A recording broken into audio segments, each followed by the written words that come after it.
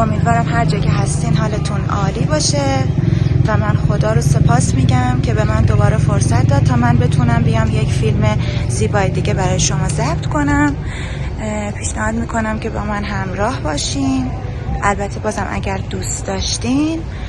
و من در طی این فیلم و همینجور آخر فیلم یه تعداد ویدیو رو براتون میذارم لینکشو، اگر که دوست داشتین میتونین اونا رو هم ببینین که از جاهای مختلف شهر و خب یا سفرهایی که رفتم رو میتونین مشاهده کنین. ممنونم، مرسی.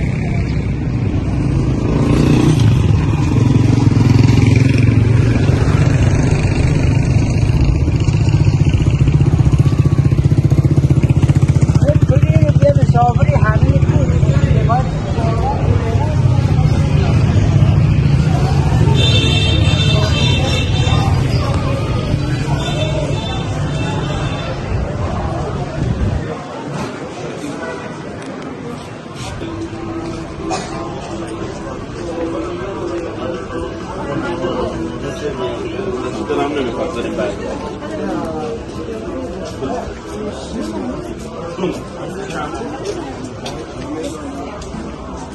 چیکش بریست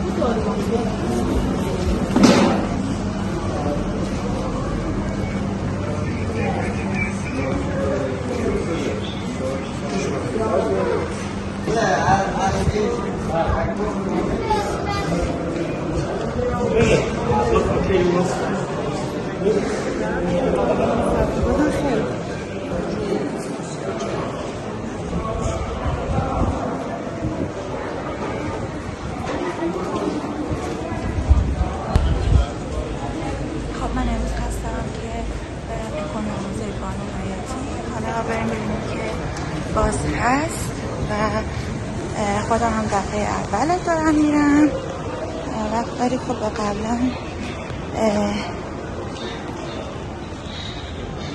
یه تیکه هایشو دیده بودم، خیلی قشنگ بوده. اینجا هم که بازار گنجلی خان هست.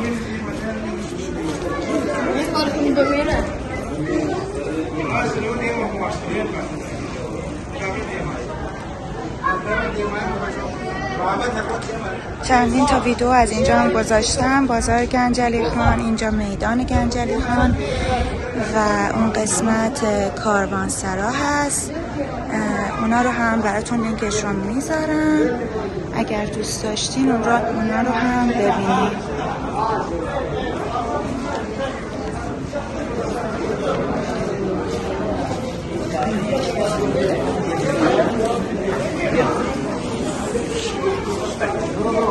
این هم حمام گنجلی خان هست که لینکش رو براتون با قسمت بالا میذارم، اون رو هم اگه دوست داشتین ببینید.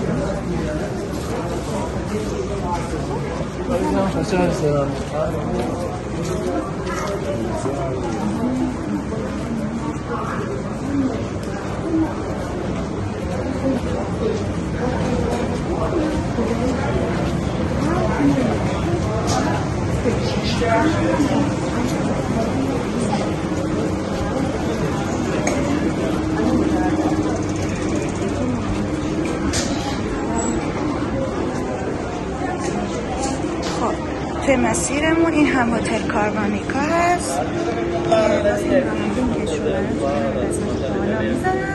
که اگر دوست داشتین داخل این هتل زیبا رو هم ببینین روی اون لینک کلیک کنید راحت میتونین اون ویدیو رو هم ببینین.